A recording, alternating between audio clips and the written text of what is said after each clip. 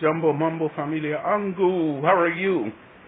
This is Eli-Ben-Eli, and I am very, very happy to be coming to you once again.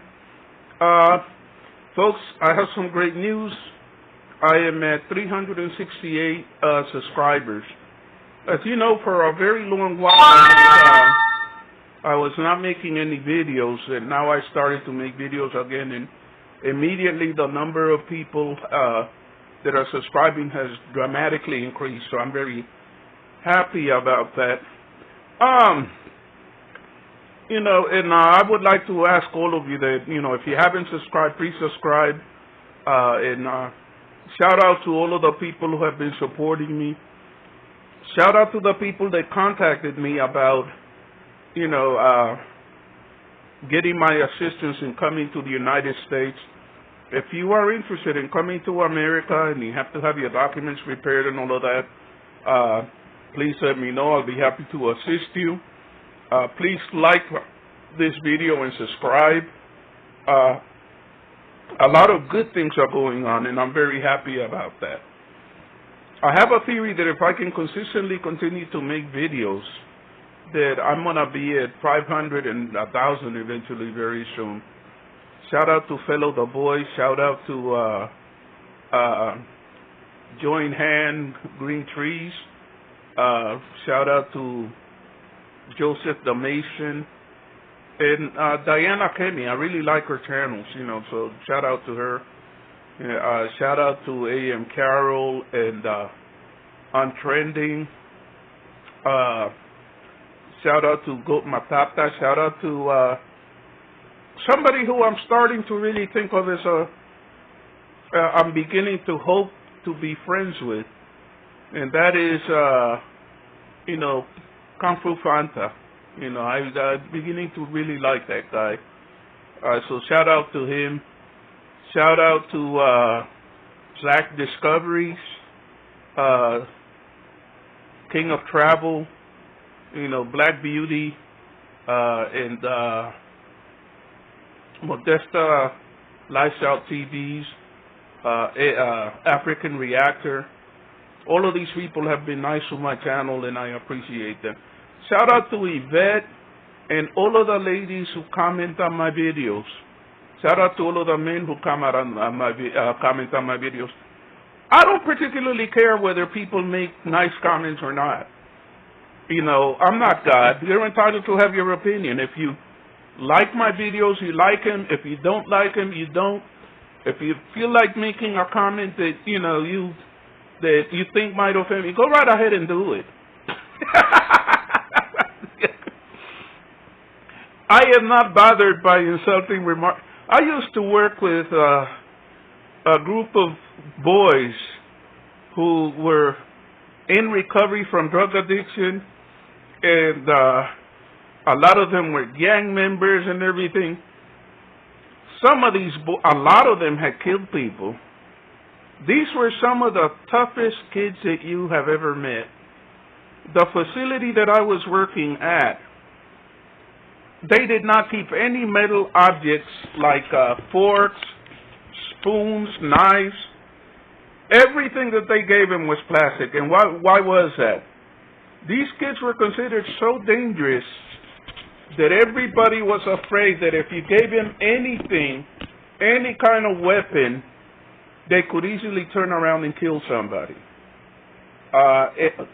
At any time, there had to be 2 workers in each other's company among the boys. That's how frightening these boys were, and how frightened people were of them.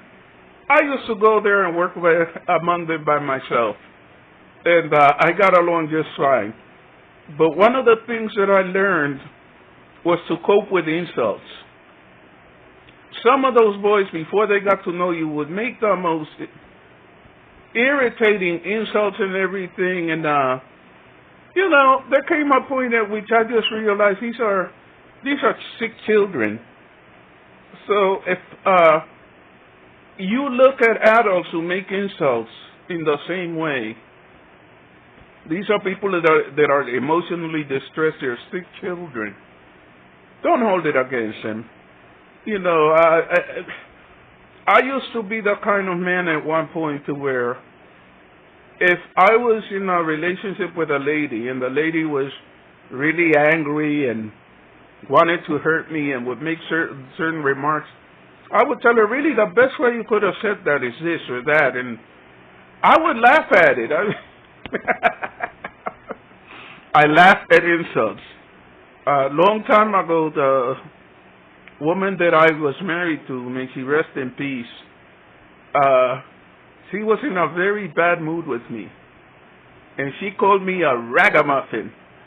And I started laughing so hard at that, and she ended up laughing. The point that I'm making is, no one has the power to control me. Not with insults, not with compliments. So if you feel like making insults, if you want to do that and everything, I'll just recognize you as a child, and I won't take offense. But anyway, what I wanted to talk about today was scales. And I wanted to make certain comparisons. I'm coming more and more to have a deep admiration for Fellow the Boy. It's like, if you look at something, first of all, Fellow the Boy is a very brilliant young man. He's juggling something, he has juggled as many as 6 or 7 different projects at one time. He helps an orphanage to gather food. He's helping, he's building houses for various people, and, he keeps track of just about how much money you have to spend on everything and what comes next. I mean, it's a very, very impressive performance. And he said something that I really, really liked. He said something to the effect that his ambition is to build a city. He's helping his poor neighbors. He's doing such wonderful things. He's built himself a house too. So charity begins at home. You need to take care of yourself as well as you do other people. But I just find that really, really admirable. And I look at the layout of the places that he's built and everything, and they look very, very nice. On the other, and all of those houses are sturdily built. They're well built. There tend to be no issues with them when he's through. And I compare that to the villa in Manila. As much money and as much time as Mara has put in building that place, it still looks like a dump. I'm sorry. I haven't always been a good person. There was a time back in years ago that I used to go down to Mexico, and I'm gonna say this: some of the parts of Mexico that I would go to were parts that were like for gentlemen. Let's call it that. I have seen Mexican whorehouses that look better than what Marwa is building, and the thing that makes it even more pathetic is how he's having to tear it up even before he's finished building it, because the plumbing, was improperly done. The mud bath has proven to be a major fiasco. There's a possibility that he can get into serious trouble with the Kenyan government. Marwa as a construction site manager is no Fellow the Boy. Fellow the Boy is brilliant. Marwa on the other hand, not so much.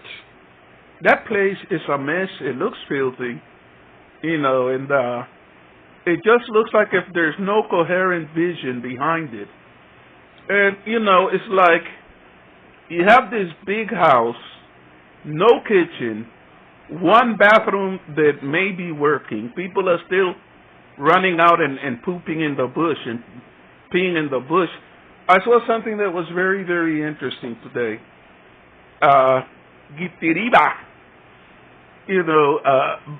Mara.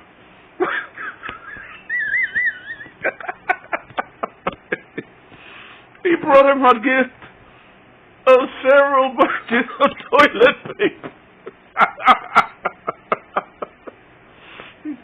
And I was saying to myself, where in the world is all of that toilet paper gonna go? Once people wipe their behinds, I mean, it's so funny. I was also asking myself, you know, if they need that much toilet paper, where are all of these people that are going to be using the toilet paper going to be using the bathroom? I mean, you know, there are gifts that you don't want to show you receive. Receiving ton and ton of toilet paper is kind of, to me, I put that almost in the same category as Mara whipping out his penis and urinating in those kinds of different places. It looks hilarious. I mean, it's like at the end of the day, that place looks like a great big, you know, it looks like a jumped up mud hut. And then there's something that's really, really funny. Marwa is trying to build this ultra sophisticated looking villa. The Villa Medellin, the Frida Villa, in what will soon be the Kenyan Manila. Well, you know, I look at it and right in front of the house, you have this chicken house. You have a chicken house built out of mud and out of scraps and plastic. Plastic on the window and runway. I mean, that place, it looks, I have seen videos of people who live in slums, and it looks better than, you know, what, I don't even know what you call that, a barn, a birdhouse, whatever it is. You know, you want to build a 30 feet tall gate, and you know, you want to have fish ponds and everything, and right in the middle of the whole thing, you have this ugly, filthy, decrepit-looking place where you keep your chickens. I mean, there was a video that Davey Jr. showed of a man who built a house not that far from there, and he had kennels that were built out of bricks. He had a house for his animals, again, built out of bricks. If you want to see whether a man really knows what he's doing, and whether a man is basically coming out of the perspective of a person who basically is just scraping by, look at details. You know, I mean, that place he will never knock down that birdhouse, and it will continue to look like a farce. And if you look at the grounds around that house and everything, it just looks like a great big mess. You know, I will admit the house looks nice in some ways now. It looks nicer than before. But on the whole, you know, my perspective about it is, Mara, you know, you messed up. And your so-called engineer, your engineer is going to prove to be it's going to prove to be a complete and total disaster. Notice that he will not use his own name. The name of his channel is amMarwa's Engineer. Why is he afraid of putting his own name forward? That's kind of ridiculous, you know. But I also wanted to compare what Diana Kemi is doing for a house. You know, all of these houses that are being built by the Mayuganos, the Nastos, to a certain extent, I hate to say it, even Fellow the Boy. All of these houses are an attempt to build European-style homes. Diana Kemi is the one and only member of that, you know, community of YouTubers who is building a traditional mud hut. And I'm willing to bet you something. She's not having to beg for money. She's not going broke trying to buy cement. And at the end of the day, if she does a good job of maintaining it, I will bet you anything that she'll have a beautiful house, a comfortable house, and it's a house that she can afford. Out of all of those people, I give credit to Diana Kemi for being very, very smart. If you've been watching the video up to this point, please do me a favor. Like and subscribe. I really need to get some subscribers. And share it if you don't mind, and invite other people to watch the video and everything. And I really, really, really appreciate it when you make a comment. And by the way, I try to tag and give notice to the people that watch my videos. You know, please, if you don't mind, if you make a comment, leave the name at which I can tag you, you know, so that you can see my videos. But anyway, I was really very, very impressed with what Diana Kemi's doing. It's very humble, but in the long run, it's very, very sustainable. She's not going bankrupt. She's not begging people to give her anything. She's just doing it on her own, and she's doing it with the help of her family. She's doing an excellent job, you know. And on that note, Mawira, I don't know what's happened, but it seems that the reality has caught up with them. And as happy as I was for Mawira completing the mud, the only reason that I had any interest in the mud baths was because it was like Mawira was putting his heart and soul into it. He's left the village, and I have a feeling that just like I am Paris, he may not be back. Even though he says he will, and that's kind of sad. I mean, it's like I know that he needed to return to where he came from, but I was hoping that he would leave on a high note after having opened the mud bath and everything. That's not going to happen. You know, I have a suspicion in the back of my mind that before it's all over, what's going to happen with the Frila Villa in the Kenyan Manila is going to be taken by the government and knocked down. And because it's basically violating the law insofar as it pertains to the river. Is built on marshy soil that's supposed to be protected. Something tells me that just is not going to fly. And at some point or the other, somebody in a position of responsibility is going to have to deal with the fact that Marwa is using child laborers in violation of the law, and that basically he's created a cult in which these people are not only sacrificing all of their money to purchase gifts for him, goats, chickens, cattle, all kinds of different odds and ends. You know, a lot of those people are not getting paid for the work that they do. They're, in effect, Marwa is engaging in a form of modern day slavery. You know, so I have been predicting that Marwa will not really be able to complete that villa. You know, and that's not, I don't wish anybody bad luck. What I am saying is that sometimes you have a premonition, and I have a premonition that that house, that villa might end up becoming a tomb for Mara. You know, it's like God does not like wickedness. The behavior he showed to Jane Kinga invoked the wrath of God. I know it. God does not like it when we abuse people that are guests in our home. God does not like it when we abuse people that are sick. You know, but I don't know.